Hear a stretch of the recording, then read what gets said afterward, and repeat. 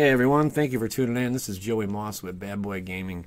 Just a quick little reminder. Great way to support the channel for absolutely free. Simply be subscribed. Also, your likes go a long way. And if you want to be one of the first to get notifications, make sure you hit the bell button and you'll be alerted the very moment a new video drops. Without any more of this, let's just get into what we're all here for. Very, very powerful card is about to be dropped, and it's going to stir up a lot of stuff. But before we get to that, here we got Rick's Mighty Reveler. Aggro build, yes. Outside of Modern, let's just read what it does. Spectacle for 4. Definitely Rakdos. You may cast this spell. So here's what Spectacle does. You may cast this spell for its Spectacle cost rather than its mana cost if an opponent lost life this turn. When Rick's Mighty Reveler enters the battlefield, discard a card, then draw a card. If Rick's Mighty Reveler's Spectacle cost was paid, instead discard your hand, then draw 3 cards. So yeah, I guess it's a great way to shuffle through your cards, dumping some to get some others. I'm not sure about this one. I think in Standard it'll see some play. How many? I'm not sure. But Spectacle basically is you pay a little bit more and you get a little bit more is what Spectacle does. More words or less. Will this find its way into aggro build? Quite possibly. But this could definitely be a little trouble. Rakdos Burn is going to be a thing. And this is probably just one of the weaker cards we're going to see with these Rakdos Burn builds. The payoff is life loss, not damage. That's pretty important to note as well. My thoughts on this one, definitely probably not going to make its way into Modern. There's just better, I think, answers for it. Better cards out there. But Standard, we're going to have some fun with it, Standard.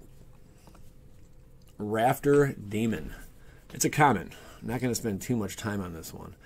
I do like the artwork. I especially like the artwork on the last card. Probably better options. You think, well, usually when it's a common it is. So that Spectacle cost again for 5. One more time, you may cast the spell for its Spectacle cost rather than its mana cost if an opponent lost life this turn. When Rafter Demon enters the battlefield, if its Spectacle cost was paid, each opponent discards a card. Not bad. Getting your opponent to dump cards out, especially with that new demon that we just talked about yesterday. It's a 3/3 flyer. Which benefits, you get a +1/+1 counter on it, flying, lifelink, anytime your opponent discards a card. Or enters the graveyard, I believe. So, for that to be said, yeah, this would combo nicely with that, but you're probably not going to want to do that. Also, there are cards where if you have 4 different demons on the battlefield, you win the game. Anyone want to remind us what that is? By all means, go ahead and do so. I just can't never remember it for the life of me. Spectacle, again, pay more, get more. Very simple. I like this ability. I think it's really neat. You pay a little bit more. Hey, if you got a little bit extra cash on you, why not get, the better seats at the theater? Why not get the better deal at the Improv? Get a little more up closer to the stage. Well, that's basically kind of what the Spectacle is going to do, or more words or less. Let's get into a really, really crazy card. And let's speculate prices while we're at it as well. Lavinia, Azores, Renegade. What this card does is pretty ridiculous. Verduce. It's a legendary creature, human soldier. Why did it have to be a human soldier? I'm not sure. As if we don't have enough human threats out there right now. And when I say that, I really mean Modern. Like I always resort back to Modern. But for Standard, this is going to be a big threat. And I'm going to show you guys cards it's going to shut down and cards that's going to help and all types of crazy stuff. Each opponent can't cast non-creature spells with converted mana cost greater than the number of lands that player controls. I know that sounds kind of crazy. Let's just analyze that for a moment. Each opponent can't cast non-creature spells with converted mana cost greater than the number of lands that player controls. So your kind of ramps and stuff are going to get shut down or weakened a little bit, okay? If this card were to come out. Mana rocks are not lands. That is something to think about. Each opponent can't cast non-creature spells with converted mana cost greater than the number of lands that player controls. Also, whenever an opponent casts a spell, If no mana was spent to cast it, counter that spell. This is a deuce. In other words, opponents cannot cheat cards into play. What kind of cards, you ask? What will be cheated into play? Let's go over a few. These are just a few in Standard right now. Omnispell Adept. Yeah, we don't see a whole lot of this card. Not many people, I think, are running Omnispell Adept. Or even Omniscience, although you will see a few of these cards in selected decks. Omnispell Adept for 3, you tap it. 5 to bring out, don't forget that. You may cast an instant or sorcery card from your hand without paying its mana cost. It's a 3/4. Well, guess what? No, you can't do that, okay? So you can't just go and cheat your Omniscience, or not Omniscience, some of your other larger instants and sorceries into play. You just can't do it. If this legendary card's out. Omniscience, it's a 10-drop. Enchantment, you may cast spells from your hand without paying their mana costs. Guess what? No, you can't. Not anymore with this card being out. Atali Primal Storm, it's a 6-drop. Not a bad card also. It's like $5 right now. This card's going for, I think, 9. This is maybe 25 cents. This is maybe like 6. Legendary Creature, Elder Dinosaur. Really cool artwork on this one. I love it. Whenever Atali Primal Storm attacks, exile the top card of each player's library. Then you may cast any number of non-land cards exiled this way without paying their mana cost. No, you can't. This is just a big dummy 6/6 at that point. Crazy how this one card is going to shut down a few different builds and just cards in general. There's about 4 other cards that this is going to shut down in Standard. Let's take a little look at Modern. This is just laughable. Spawnspire of Ulamog. It's got the Annihilator 1, but its last ability, over here on the left, the bottom, cast any number of Eldrazi cards you own from outside the game without paying their mana costs. You pay 20 to do that. That's a hefty price to pay alone. Guess what?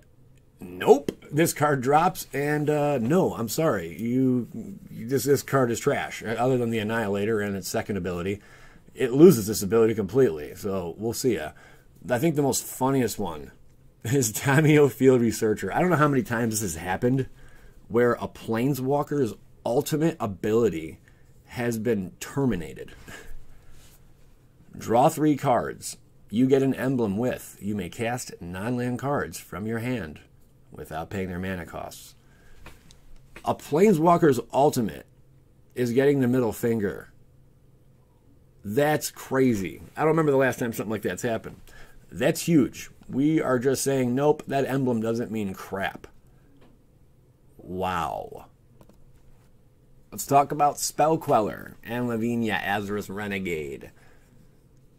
One more time, each opponent can't cast non-creature spells with converted mana cost greater than the number of lands that player controls. Whenever an opponent casts a spell, if no mana was spent to cast it, counter that spell. Spell Queller reads, it's a 3-drop spirit, flash and flying. When Spell Queller enters the battlefield, exile target spell with converted mana cost 4 or less. That is amazing on its own. However, when Spell Queller leaves the battlefield, the exiled card's owner may cast that card without paying its mana cost. Yeah. Nope, you cannot. I would assume Spell Queller is probably going to go up in price here. This card's really, really cool. I'm going to speculate right now. When it drops, maybe $10, $12. I mean, there's at least another 30, 40 cards that just shuts down. Probably more than that. It will affect Tron Lightweight. It does not have any impact on Storm.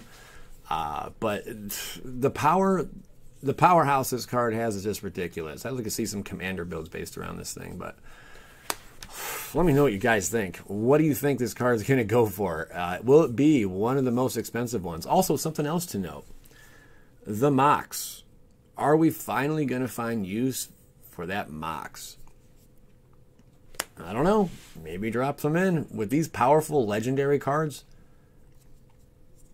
that Mox is looking better and better. Expect that price to go up over the next year or so. I know that sounds crazy, and I know it's kind of weird I'm even talking about it, but I got high hopes for that Mox, man. And it's going up, baby. It is going up. Support the channel simply by subscribing, guys. I really do appreciate you watching. It means the world to me.